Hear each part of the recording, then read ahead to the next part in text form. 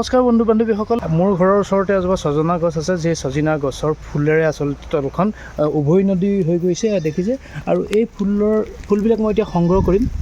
সংগ্ৰহ কৰি পেলাই ইয়াক ভাজি পেলাই খোৱা যাব। খুব তৃপ্তিদায়ক এটা খাদ্য ছজনা ফুলৰ ভাজি। আপোনালোকে হয়তো খাইছে। এতিয়া ছজনা ফুলাৰ বতৰ। ছজনা আৰু কিছুদিনৰ পিছত বজাৰত পৰিলক্ষিত হ'ব।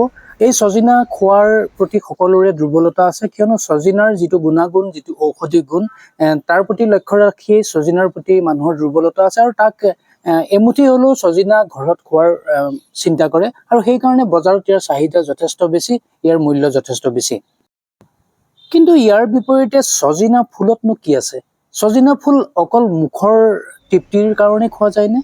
ছজনাৰ ফুলৰ প্ৰতি বহুতৰ দুৰ্বলতা পৰিলক্ষিত হয়, কিয়নো এই ছজনা ফুলতো আছে আপোনাৰ শৰীৰৰ কাৰণে অনেক লাগতিয়াল সম্পদ।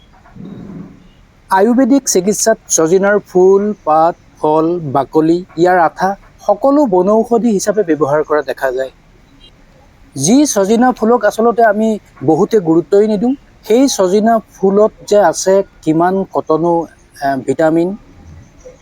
আপুনি জানি আচৰিত হ'ব, এণ্টি অক্সিডেণ্ট গুণযুক্ত ছজনা ফুলত vitamin A, B, iron, calcium, fibre, potassium, magnesium, zinc, folic acid আদি অনেক উপাদানেৰে পৰিপূৰ্ণ হৈ আছে। ছজনা বেয়া পোৱা মানুহ খুবেই কম আছে। সেয়েহে মই আগতেই কৈছোঁ যে বজাৰতো ইয়াৰ যথেষ্ট মূল্য বেছি, কিন্তু ফুলখিনিৰ প্ৰতি বহুতে গুৰুত্ব নিদিয়ে। কিন্তু ছজনাত যি ভিটামিন, কেলছিয়াম আছে, তাতোতকৈ বহুগুণ বেছি ভিটামিন, কেলছিয়াম আছে এই ফুলসমূহত। আৰু এতিয়া ছজনা ফুলাৰ বতৰ। আপুনি ছজনা খাবৰ কাৰণে ফুল পৰাৰ প্ৰয়োজন নাই, বতাহত তলতে সৰি থাকে, আৰু সেইবোৰ আপুনি বুটলি আনি পেলাই আপুনি খাওক। আৰু যি ছজনা ফুলৰ খোৱাৰ পিছত আপোনাৰ শৰীৰত প্ৰয়োজন হোৱা যিবিলাক ডেফিচিয়েঞ্চি আছে, সেইবিলাকো পূৰণ কৰাত এই ছজনা ফুলে যথেষ্টভাৱে সহায় কৰি আহিব। বিভিন্ন সময়ত দেখা যায় যে এই ছজনা গছত বিছা বাস কৰে। সেইকাৰণে মানুহে ছজনা আজিকালি নোৰোৱা নিচিনাই হৈছে। ছজনা খুব পাবলৈ কমেই হৈছে। প্ৰায় 100 ঘৰৰ মানুহৰ ভিতৰত হয়তো 2 ঘৰ মানুহৰ ঘৰত আপুনি ছজনা গছ দেখা পাব। কিন্তু আমি প্ৰত্যেকেই নিজৰ বাৰীত একোজোপা ছজনা গছ ৰোৱা নিতান্তই প্ৰয়োজন, কাৰণ যি ছজনাত আছে সেয়া আন ক'তোৱেই নাই। বজাৰত পোৱা বিভিন্ন খাদ্য সম্ভাৰত বিভিন্ন কীটনাশক দ্ৰব্যৰে পৰিপূৰ্ণ হৈ আহে, যিবিলাক আমাৰ প্ৰতিনিয়ত শৰীৰৰ কাৰণে ক্ষতিসাধন কৰি আহিছে। তেনেস্থলত প্ৰকৃতিগতভাৱে হোৱা এই ছজনা ফুল যদি আমি খাব পাৰোঁ, ছজনাৰ ধৰণে যদি আমি ফুলো খাব পাৰোঁ, তেনেহ'লে নিশ্চিতভাৱে আপোনাৰ শৰীৰে বিচৰা বহুকেইটা উপাদানেই ইয়াৰ পৰা আপুনি লাভ কৰিব, আৰু নিৰোগী হোৱাতে এই ছজনা ফুলে আপোনাক অৰিহণা যোগাব।